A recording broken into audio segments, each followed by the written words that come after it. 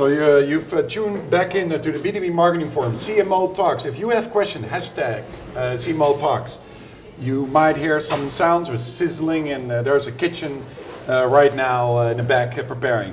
And I promised you 3 guests. I only have 2. Why? Ingrid Archer has been asked and been kidnapped to the stage, but you're back! That's great news. Hi, Ingrid. Hi. Ingrid Archer, partner of spotONvision.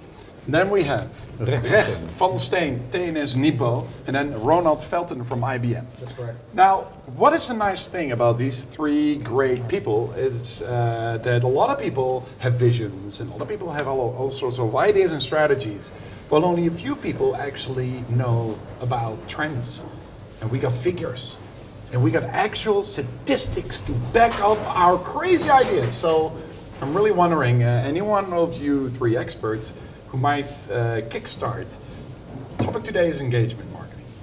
What are the key trends? So please, take the stage. We just listened to Scott Stratton, and he said don't overvalue social media, and we see exactly that is what the Dutch B2B marketers are doing. They really pick and choose, they don't run after the hype of social media, and they carefully choose what to go for actually. So I really recognize what he says about do not overvalue, because that's exactly what the Dutch B2B marketing people are doing nowadays. Yeah, and I know that we'll come to also Ronald of IBM.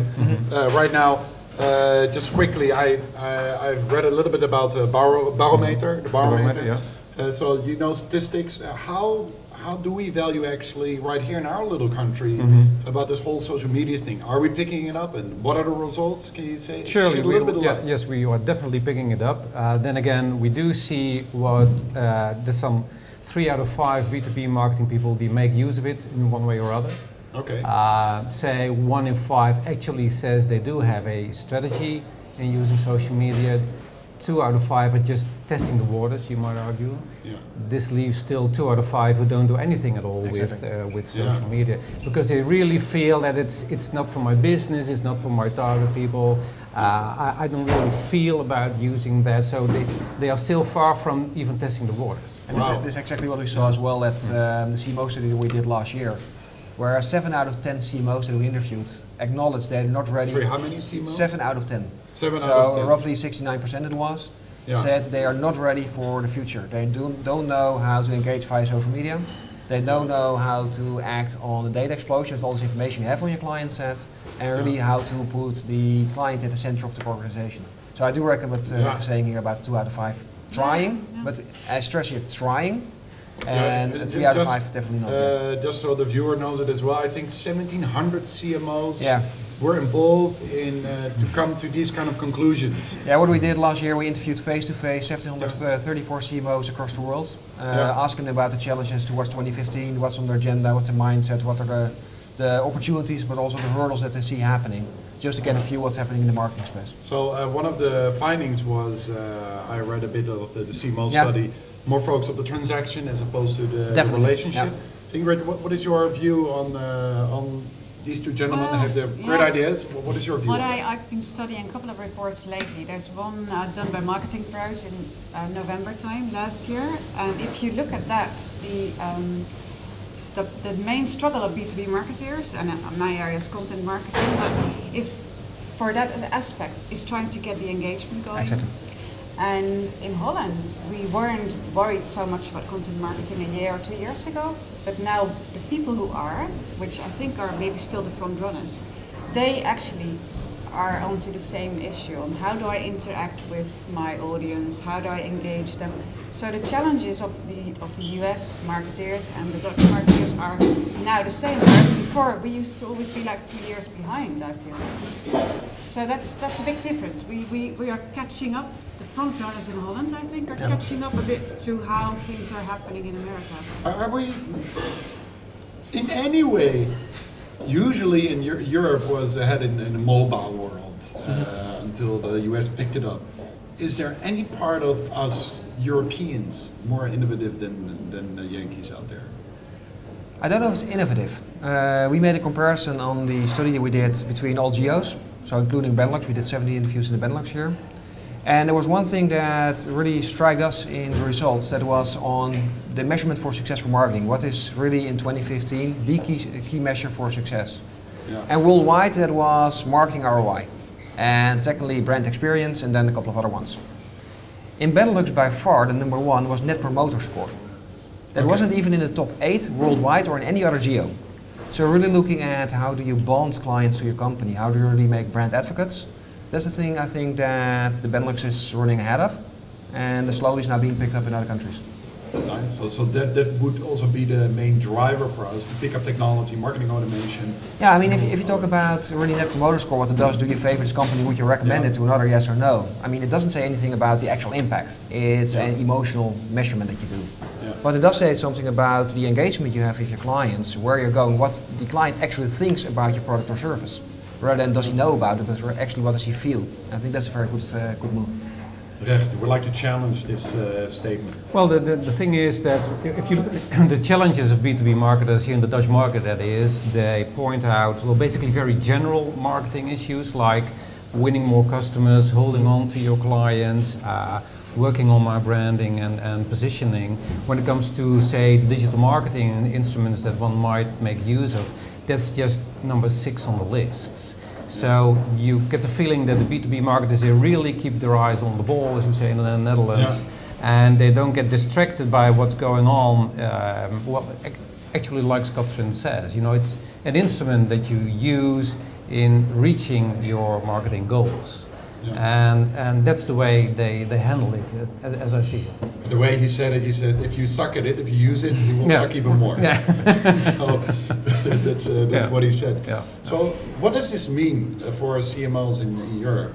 I mean, maybe you have some ideas on that. Lisa Arthur of Aprimo said, you know what, if you want to be the marketer of the future, you have to adopt technology and know exactly about it, and you have to build in a technology part in your team. So if you wait too long, it'll be too late, and you don't have the partnership with the IT department, etc., etc.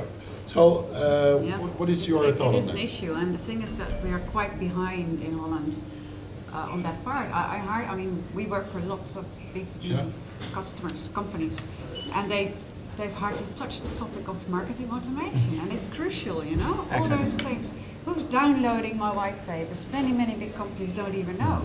Wow. And if they know, they don't do anything with it. I mean, but so there's a long way to go. But this is where you see, I mean, the profile of CMOs needs to change there. I mean, at the moment, marketing, especially in B2B, is way too often still arranging the coffee and doing the events, rather than being on the boardroom, being the driving seat, and being the voice of the client there.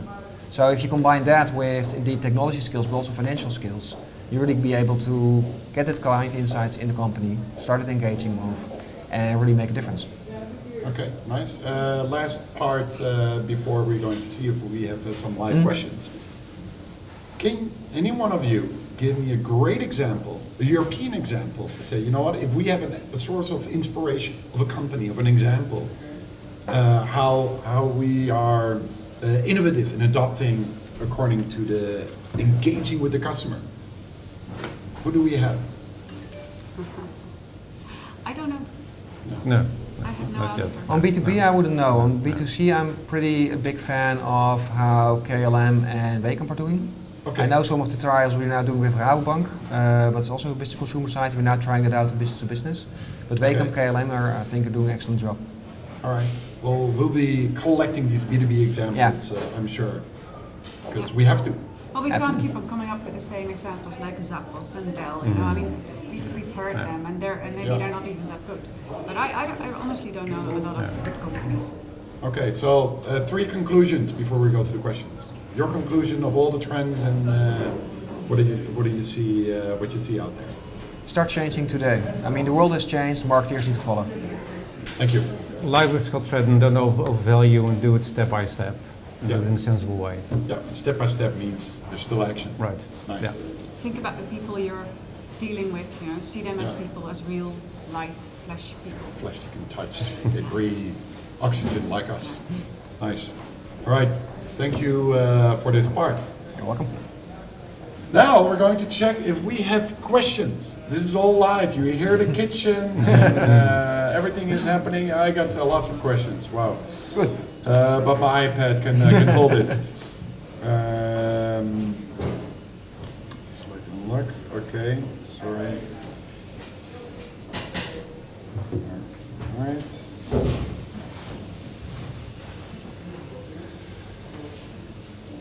So this is also what's happening. All right. Where do I see this? Okay, this one. All right. No. Messages. Have you also found out why marketeers have a natural resistance against technology? Who would like to share? Why don't marketeers love technology? Different background. Different background. We have a background in communications. Also, if you look at education, it's all about the communication process. How do you persuade a client? And in the marketing education given, hardly there's any room or any attention for the technology side of the discussion. So how do you really do data segmentation? How do you really use new technologies that are out there in social media? So it's backgrounds in education. So they don't have a background in technology. Is there another reason? Because I'm sure there's a wake-up call. There's a lot of stuff happening. The global place is getting smaller and smaller, and you can understand rationally why you should do it, but still, one of the questions is there is a natural resistance. Apart from background, what's another reason? Well, another background is, but it's linked to what Ronald said. It's a generational thing. What we saw last year, and it's changing now. But when it comes to the adoption of social media by B2B marketers, that it was especially the youngsters that do that. Yeah. And I think they're much more savvy in that way. So that's an issue as well. Wow. So, Ingrid, do you agree with me that they should acknowledge the fact that they may not have the background, but they should at least and I think there's a lot of old get those school skills marketeers around, or creative people who just who don't want to know about CRM systems, or who don't want to know about technology. They just want to create still nice brochures, maybe even, or ads. And those times are over, but lots of people still cling on to that. Yeah. It's also maybe one of the things that cannot be easily measured, so then it's also maybe a little bit safer. Well, I think it's directly. I think that's a mind gap that we need to cross. Yeah. I mean, using technology gives you much more insight in measurements and ability to prove what the outcome is than creating ads or a brochure. I mean, but this is a mind shift that we need to go through as marketeers. And we really see the value and the possibilities of technology. Is a shift happening in your company, IBM? Definitely. I mean, there's also part of the presentation I will give later today on how we use full-blown marketing automation through the entire process. How we do digital transformation, how we enable our sellers. So basically through the entire layer of the organization. All right, nice. Let's check another one. If so much knowledge is missing, how do we get educated? Wow, that's what we're doing right now. How do we get educated? Go to a forum, Go to B2B Marketing Forum. But apart from forums, how do you get educated? Well, actually, I do feel that it's one of the most important ways to get informed and to get educated.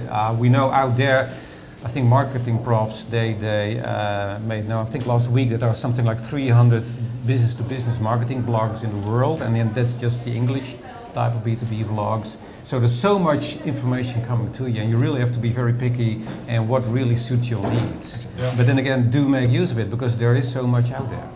Yeah. And if I can add to that, Reg, don't try to do it all on yourself. Partner. I think it's an illusion that in the new marketing world, all the different functions and disciplines that we have, all the new possibilities, that one person, one company can do it all. Partner with the best in the branch, hire those, do co-creation and go for it. Yeah, co-creation, sharing knowledge. Exactly.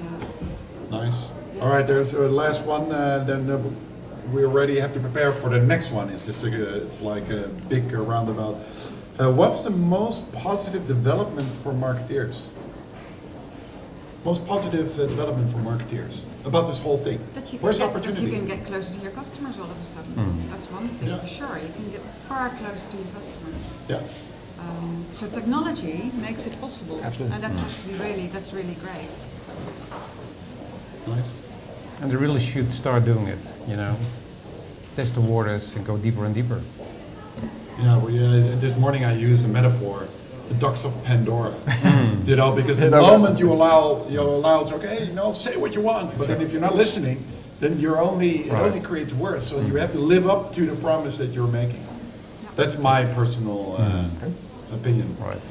All right, you just gave a spontaneous speech on stage. Yes, about recycling content. Recycling We content. keep on inventing new things, whereas Yeah. we usually have a lot on the shelves. Nice. So that's what I'm going to talk about today in the forum. Nice. Interesting. And you? I'm going to talk about the TNS-NIPO B2B Marketing Barometer to show what the trends are in B2B marketing in the Dutch market. Okay. Are we learning? Are we growing? Absolutely. Nice. Positive. I'm an optimist by heart. And Ronald. I will be talking about two things: the IBM CMO study, the main outcomes, what's changing marketing, and a couple of examples what IBM doing itself on trying to overcome those hurdles. So some practical information. All right, guys. I hope we can learn from your beautiful brains and that they also have a little bit of fun. Absolutely. Thank you. Thanks. Thank you. All right. Jongens, guys, that was a Dutch word, jongens.